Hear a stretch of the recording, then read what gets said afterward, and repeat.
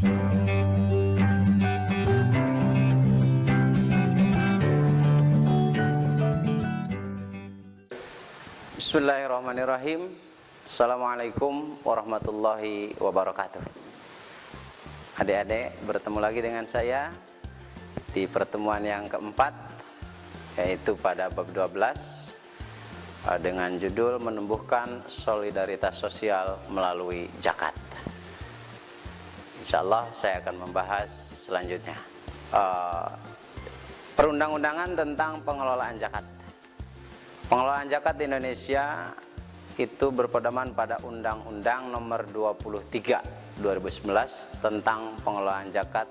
Inti dari undang-undang itu adalah satu, organisasi pengelolaan zakat atau Bajnas. Kemudian pengumpulan zakat, pendayaan guna zakat kemana, pengawasan zakat harus dengan baik, sanksi dan ketentuan lainnya. Itu yang ada dalam perundang-undangan pengelolaan zakat. Selanjutnya B, seputar JIS, zakat, infak, dan sedekah. Yang pertama, pengertian zakat. Menurut bahasa, zakat artinya tumbuh, suci, berkah. Sedangkan menurut istilah, zakat adalah pemberian harta dengan kadar dan syarat ketentuan kepada yang berhak, dengan syarat yang sudah ditentukan. Maka sebagai ibadah wajib, zakat terbagi menjadi dua. Satu, ada zakat mal atau zakat harta. Kemudian yang kedua ada zakat fitrah. Kemudian yang kedua, infak. Perlu dijelaskan masalah infak. Infak adalah segala pemberian yang dikeluarkan dalam rangka mencari ridho Allah Subhanahu wa taala dan mendekatkan diri kepada Allah Subhanahu wa taala. Maka di sini infak terbagi menjadi dua bagian juga. Yang pertama ada infak wajib, ya diantaranya memberikan nafkah keluarga, nazar. Kemudian ada infak yang hukumnya sunnah, seperti sedekah, hibah, dan wasiat. Yang ketiga, sedekah. Sedekah artinya memberikan sesuatu, bisa berupa materi ataupun non materi, kepada seseorang yang sangat membutuhkan, dengan mengharapkan ridho Allah Subhanahu wa taala, seperti hibah, wakaf, dan tersenyum termasuk sedekah. Kata Nabi, tersenyum pun juga termasuk sedekah. Baik, selanjutnya kedudukan zakat. Kedudukan zakat itu apa? Kedudukan zakat di sini yang pertama, harta kekayaan yang sudah mencapai nisab, artinya sudah dinilai sudah berhak dikeluarkan, itu nisab. Dinilai kotor kalau tidak dikeluarkan zakatnya. Allah berfirman, wa tidal qurba haqqahu wal miskin wabna sabil wa la tubaddirhu tabdira. Wa la tubaddir tabdira. Dan berikanlah kepada keluarga-keluarga yang dekat. Ada saudara, gitu kan. Dekat akan haknya, maksudnya kepada seorang yang miskin dan orang-orang yang perjalanan safar. Dan juga janganlah kamu menghambur-hamburkan hartamu secara boros. Wala tubaddir tabdira, innal mubadiri kana ikhwana syayatin, gitu kan dalam Al-Quran. Kemudian B, kedudukan zakat. Zakat merupakan rukun Islam yang keberapa? Ketiga, syahadat, sholat, zakat. Kemudian yang ketiga, zakat itu menjadi kewajiban secara universal, artinya sifatnya menyeluruh. Jadi tidak diwajibkan kepada nabi-nabi sebelum Nabi Muhammad SAW. Kemudian D, tidak memberikan zakat dapat diartikan atau dinilai sudah merampas hak orang lain. Kemudian poin yang ke-5, tidak memberikan zakat merupakan dosa yang sangat besar. Allah berfirman, wa aqimus shalah wa atuz zakah warka'u ma'ar raki'in. Dan dirikanlah salat, tunaikanlah zakat, dan rukulah bersama orang-orang yang ruku. Selanjutnya Apa yang menjadi dasar kewajiban zakat? Karena diperintah zakat berarti ada dasarnya. Apa dasarnya diwajibkan? Nah, maka dasarnya zakat diwajibkan itu mulai tahun 2 Hijriah atau tahun Komariah, berdasarkan firman Allah Subhanahu wa taala dalam Quran surat At-Taubah ayat 103. A'udzubillahi minasyaitonirrajim. Bismillahirrahmanirrahim. Khudh min amwalihim shadaqatun tutahhirhum wa tuzakkihim biha wa sholli 'alaihim. Inna sholataka sakanun lahum wallahu sami'un alim. Artinya, ambillah zakat dari sebagian harta mereka. Dengan zakat itu, maka kamu akan membersihkan dan mensucikan mereka dan mendoakan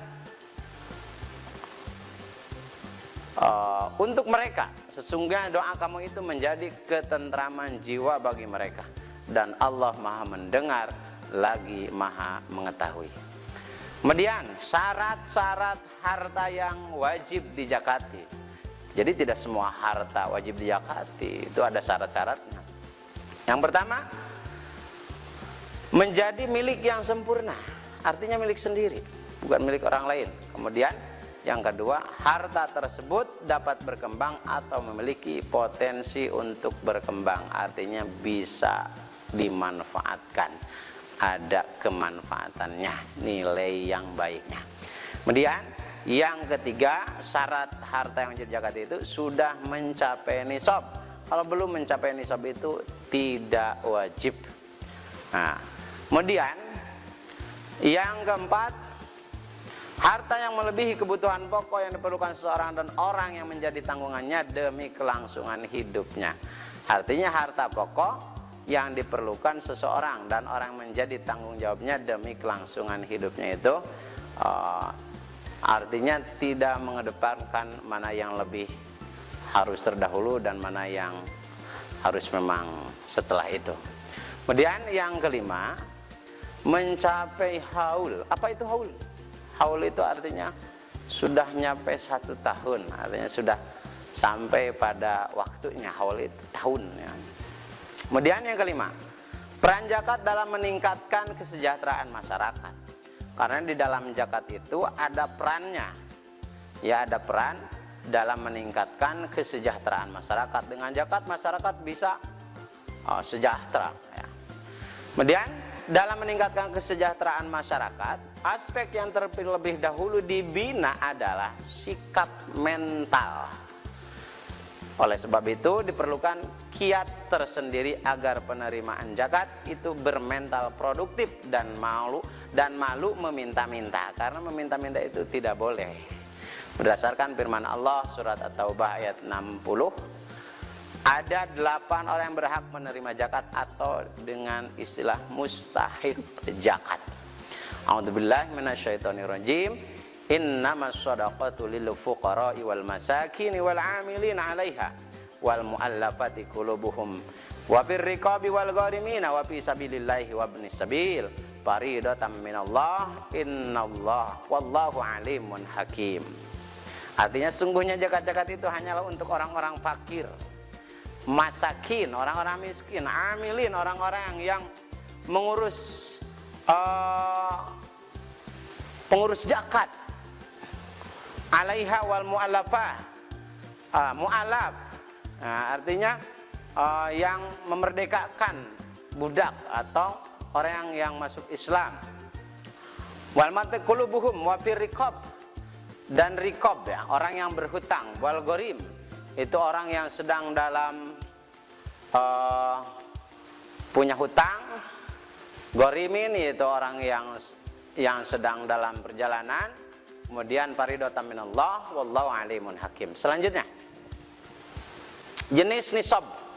Nisab, haul, dan kadar zakat fitrah. Di sini ada tabel jenis harta. Kemudian nisab, haul, kadar zakat. Nah, di sini poin yang pertama, jenis harta, pendapatan, perdagangan atau tabungan. Itu harus dikeluarkan zakatnya kalau sudah haul dan sudah nisab ya. A. Pendapatan dari gaji, honor dan lain-lain. B. Industri barang, konveksi, makanan, kerajinan, mebel, dan lain-lain. Kemudian yang ketiga, industri jasa, notaris, akuntansi, konsultasi, dokter, travel, perantara, perdagangan, dan lain-lain. Kemudian perdagangan, pertokoan, kantin, ekspor, impor, dan lain-lainnya. Kemudian properti, penjualan dan penyewaan rumah, ruko, tanah, dan lain-lain, atau kontrakan ya, atau kontrakan. Itu ada nisabnya. Nisabnya berapa itu? Nah, jadi perlu tahu, karena kalau belum mencapai nisab tidak usah dikeluarkan zakatnya. Kalau mau sedekah ya sedekah aja gitu. Kemudian nisabnya senilai dengan 85 gram emas. Emasnya bukan emas palsu, bukan emas kasim, bukan emas itu ya, emas Jawa ya, tapi ini emasnya emas murni ya, tidak dua tak. Nah, kemudian haul ya, adik-adik. Haulnya berapa tahun? Kalau haul itu 1 tahun, masa haul. Tapi yang dikatakan haul di sini artinya ada batas waktunya gitu kan. Kemudian kadar zakatnya yang harus dikeluarkannya maksudnya berapa? Yang harus dikeluarkannya adalah 2,5% atau 2,5%. Kemudian B, tumbuh-tumbuhan. Tumbuh-tumbuhan itu ada jenis padi, biji-bijian, umbi-umbian, buah-buahan, sayur-mayur, tanam hias, dan lain-lainnya. Oh, ternyata sekarang kan musim tanam hias, itu harus ada zakatnya ya. Nisabnya 653 kg gabah atau 522 kg. Ya, baik adik-adikku sekalian. Pada poin 6 di sini akan menjelaskan jenis yang wajib dizakati apa, nisabnya berapa, haulnya kapan, dan kadar zakatnya berapa. Di sini makanya saya bikin tabel ya. Yang pertama, jenis harta. Jenis harta itu ada yang sifatnya pendapatan atau perdagangan atau tabungan. Di antaranya ada pendapatan dari gaji, honor, dan lain-lainnya wajib dizakati. Kemudian industri barang, konveksi ya, makanan, kerajinan, mebel, dan lainnya. Industri jasa, notaris, akuntansi, konsultan ya, dokter, travel, perantara, perdagangan, dan lain-lainnya. Kemudian jenis pendapatan itu ada pendapatan dari perdagangan, pertokoan, kantin, ekspor, impor. Kemudian ada dari properti, penjualan dan penyewaan rumah atau kosan, ruko, tanah, dan lain-lain. Maka nisabnya itu kalau sudah mencapai 885 gram emas ya. Emasnya emas, bukan emas kasim, bukan emas andi, apalagi emas yongki ya. Ini emas murni ya, emas murni. Berapa haulnya? 1 tahun. Kemudian kadar yang wajib dizakatinya berapa? 2,5% atau 2,5%. Kemudian 2 yang harus dizakati itu jenis tumbuhan. Tumbuh-tumbuhan ada padi, kemudian ada biji-bijian, umbi-umbian, buah, sayur, pohon hias atau tanaman hias ya. Nisabnya sudah mencapai 653 kg gabah atau 522 kg beras, senilai dengan padi lah itu kurang lebih. Kapan itu haulnya? Haulnya ya setiap dipanen. Kadarnya berapa? 5-10%. 5 kalau pakai modal sendiri artinya oreaknya, kemudian pengairannya kita yang mengatur, itu berarti yang wajib dikeluarkan hanya 5%. Kalaupun itu artinya menanamnya tidak ada pemeliharaan secara modal tersendiri, artinya kadar alam saja, maka itu menjadi 10%. Baik, next selanjutnya ada emas perak. Yang pertama, emas yang wajib dizakati perak. Emas berapa? Nisab emas adalah 20 dinar atau setara dengan 85 gram emas nisabnya ya. Nisabnya haulnya 1 tahun. Berapa kadar zakatnya? 2,5% sama dengan perak, kecuali perak bedanya dalam nisabnya. Nisabnya 590 gram perak itu bedanya. Jadi lebih tinggi apa? Lebih tinggi perak. Kemudian binatang ternak ya, yang wajib zakati itu adalah binatang ternak. Jenis binatang ternak itu ada kambing, biri-biri ya, biri, domba, sapi, kerbau, kuda, unta gitu kan.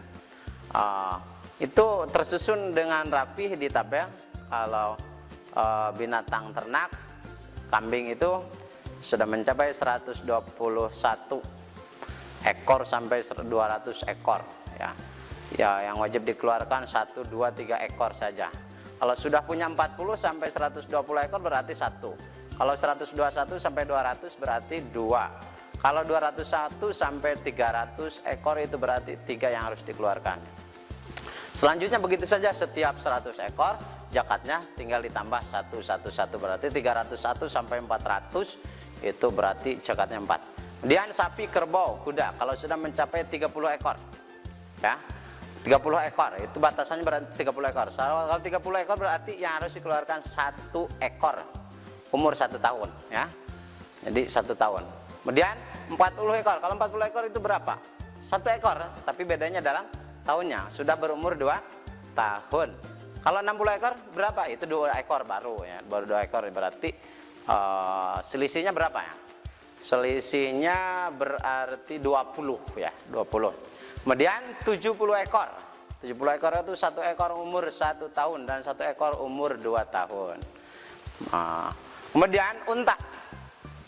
5 ekor unta itu kalau sudah nisab punya unta 5 maka yang harus dikeluarkan 1 ekor unta.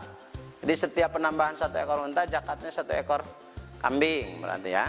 Kalau 25 ekor berarti 1 ekor apa? 1 ekor unta. Nah, kalau 5 ekor unta baru itu 1 ekor kambing. Kalau 25 ekor unta berarti 1 ekor unta. Oke, selanjutnya pengelolaan zakat fitrah, karena harus dikelola dengan baik, harus dikelola dengan disiplin. Siapa yang mengelolanya? Yaitu Bajnas atau Badan Amil Zakat Nasional. Zakat fitrah adalah pengeluaran yang wajib dilakukan oleh setiap muslim yang mempunyai kelebihan daripada harta nafkah keluarga pada malam Idul Fitri. Ya, banyaknya berapa? 2,5 kilogram atau 3,5 liter beras yang dapat dibayarkan dengan uang seharga 2,5 kilogram atau 3,5 liter beras. Beras atau makanan pokok lainnya yang dikeluarkan untuk zakat fitrah minimal sama dengan makanan sehari-hari. Dikeluarkan sejak hari pertama bulan Ramadan sampai akhir Ramadan. Diutamakan sebelum sholat Idul Fitri dan diberikan kepada siapa? Fakir miskin atau mustahikun zakat ya. Di sini ada hadis yang mewajibkan tentang zakat fitrah di bulan Ramadan sebanyak 1 sok atau 2,5 kilogram kurma atau gandum atau sesuai dengan makanan pokoknya masing-masing. Semacam di Indonesia berarti makanan pokoknya adalah nasi, berarti wajib dizakati itu adalah zakat fitrah itu adalah padi beras ya. Selanjutnya syarat-syarat wajib zakat fitrah. Pertama harus Islam. Tidak Islam uslum, artinya tidak diterima. Kemudian lahir sebelum terbenam matahari atau katakan sebelum datang waktu maghrib penghujung di bulan apa? Di bulan Ramadan. Kemudian memiliki kelebihan harta untuk dimakan sekeluarga. Syarat berarti. Kalau keluarga kelaparan ya mau bagaimana lagi? Jangankan untuk zakat, gak buat keluarga aja kelaparan itu kan. Kemudian yang kedua, waktu membayar zakat fitrah. Kapan? Dibolehkan pada awal bulan Ramadan sampai akhir Ramadan. Boleh, itu sifatnya boleh. Tapi ada yang lebih utama. Ada yang lebih utama, ingat itu. Kalau diperbolehkan sih boleh. Yang lebih utama itu kapan? Sejak terbenam matahari di akhir bulan Ramadan hingga sebelum sholat Idul Fitri. Nah, kemudian 3, penerimaan zakat fitrah. Penerimaan zakat fitrah sama dengan penerimaan zakat mal, namun antara 8 asnaf sebagai mustahik lebih diutamakan diberikan pada fakir dan miskin. Tadi mustahik yang 8 tadi, kalau diutamakan yang lebih baik diberikan, yang lebih baik diberi itu adalah fakir dan miskin daripada gorim, daripada mu'alaf dan yang lain-lainnya. Kemudian hikmah zakat fitrah. Yang pertama, kenapa kita diperintah fitrah? Itu terdapat hikmah, artinya buah buat kita. Merupakan bukti keimanan diri kita kepada Allah Subhanahu wa taala, wujud rasa syukur bahwa kita telah diberikan anugerah harta oleh Allah Subhanahu wa taala sehingga kita punya kepedulian yang tinggi terhadap mereka, orang-orang yang membutuhkan. Jangan sampai seperti kisahnya Sa'labah, na'udzubillahi min dzalik. Kemudian yang kedua, hikmahnya membayar kita berarti membersihkan dan mencucikan jiwa dan harta. Karena jiwa kita harus disucikan, harta kita harus disucikan. Bagaimana caranya? Yaitu dengan cara mengeluarkan zakat fitrah. Kemudian yang ketiga, hikmah daripada zakat fitrah itu adalah terjalinnya persaudaraan dan kepedulian antara orang yang mampu dengan orang yang tidak mampu.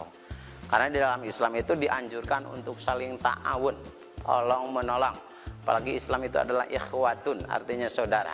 Wa ta'awanu 'alal birri wat taqwa wa la ta'awanu 'alal ismi wal 'udwan. Kemudian yang keempat, hikmah dari zakat fitrah itu kita akan mendapatkan pahala yang dilipat gandakan oleh Allah Subhanahu wa taala sesuai dalam surat Al-Baqarah ayat 261. Kemudian yang kelima, hikmah zakat fitrah itu terwujudnya keseimbangan dalam pendistribusian harta kita. Sehingga harta tidak terkumpul pada orang kaya saja. Sehingga harta itu terrealisasi pada orang-orang yang sedang membutuhkan. Maka itu adalah hikmahnya zakat fitrah. Kemudian yang keenam, hikmah zakat fitrah itu adalah merupakan ibadah maliyah. Artinya ibadah harta yang memiliki fungsi sosial secara ekonomi atas pemerataan karunia Allah Subhanahu wa taala dan merupakan wujud solidaritas kita, sosial kita terhadap sesama yang sedang membutuhkan. Kemudian yang ketujuh, dapat menciptakan sistem kemasyarakatan Islam. Hikmah fitrah itu, zakat fitrah itu adalah dapat menciptakan sistem kemasyarakatan Islam. Karena masyarakat Islam itu harus seperti itu. Ya, kemasyarakatan Islam itu harus mempunyai atau memiliki prinsip-prinsip yang sangat tertentu. Di antaranya prinsip umat Islam itu satu, umat yang bersatu bersama persamaan derajat dan kewajiban. Artinya umat Islam itu umat yang bersatu, ummatun wahidun. Itu. Ummatun wahidun. Kemudian umat yang memiliki persamaan derajat dan kewajiban atau musyawah, ya. Musyawah artinya sama derajat, manusia itu sama di hadapan Allah itu, kecuali yang akan membedakan adalah amal dan ketakwaan kita kepada Allah Subhanahu wa taala. Kemudian C, persaudaraan Islam atau ukhuwah Islamiyah. Sebagaimana dalam Al-Qur'an dikatakan, Allah berfirman, Bismillahirrahmanirrahim, innamal mu'minuna ikhwatum fa aslihu baina akhwaikum wattaqullaha la'allakum turhamun. Yang keempat, sama-sama bertanggung jawab, tafakul istimak ya. Kemudian selanjutnya ada adikku sekalian, perilaku yang mencerminkan hikmah zakat. Kalau orang sudah bisa merealisasikan zakat, maka perilakunya sebagai berikut. Satu, orangnya akan dermawan, baguran ya. Kemudian optimis, tidak pesimis, artinya penuh harapan ya. Optimis dalam apa? Dalam harta, artinya tidak takut kehabisan. Justru Allah itu akan melipat gandakan. Kemudian bersyukur kepada Allah Subhanahu wa taala atas harta yang dimiliki oleh kita, yang dititipkan oleh Allah Subhanahu wa taala. Karena ketika kita mendapatkan nikmat, kita hukumnya wajib bersyukur. Wa idza azana rabbukum la in syakartum la azidannakum wa la in kafartum inna azabi lasyadid. Kemudian perilaku orang yang mencerminkan hikmah zakat itu adalah berbahagia. Berbahagialah karena sudah satu sama lain sudah pada makan lain sebagainya. Kemudian tidak menimbulkan diri yang sombong ya. Kemudian selanjutnya membiasakan berzakat, berinfak dan bersedekah ya. Satu, gemar memberi infak ya, harus sering gemar, hobi. Kemudian yang kedua, gemar mengisi kotak amal di masjid dan mushola. Jangan malah diambil kayak ATM. Nah, justru harus diisi sebanyak-banyaknya. Kemudian menyadari bahwa rezeki yang ada di tangan ada hak orang lain. Ya. Gemar mengisi kotak amal. Kalau di sekolah itu adik-adik kadang-kadang ada kotak amal, ada untuk yang lagi kena bencana dan sebagainya. Kita itu harus antusias mengisi kotak tersebut. Kemudian segera mengeluarkan zakat mal kepada mustahik bila harta telah sampai haul dan nisab, jangan ditunda-tunda. Yang kelima, segera mengeluarkan zakat fitrah karena cinta kepada Allah SWT dan sayang kepada fakir miskin. Seseorang yang mengaku cinta kepada Allah maka akan selalu mengeluarkan zakatnya untuk fakir dan miskin. Selanjutnya, adik-adikku sekalian, mungkin hanya itu yang dapat saya sampaikan. Mohon maaf atas segala kekurangannya. Terima kasih atas segala perhatiannya. Kita bertemu di lain waktu dan kita akan berjumpa di pertemuan yang akan datang. Insya Allah semoga kalian di perjalanan pada sehat dan selamat. Amin ya Allah. Akhirul kalam. Assalamualaikum warahmatullahi wabarakatuh. Kunjungi sosial media lainnya seperti website kami di pkbmalfata.com, Facebook PKB Malfata Mananjaya, Instagram PKB Malfata Official. Dan terima kasih telah klik video ini. Jangan lupa like, comment, share, and subscribe untuk menunjukkan dukungan kamu terhadap channel ini. Enjoy the video PKB Malfata.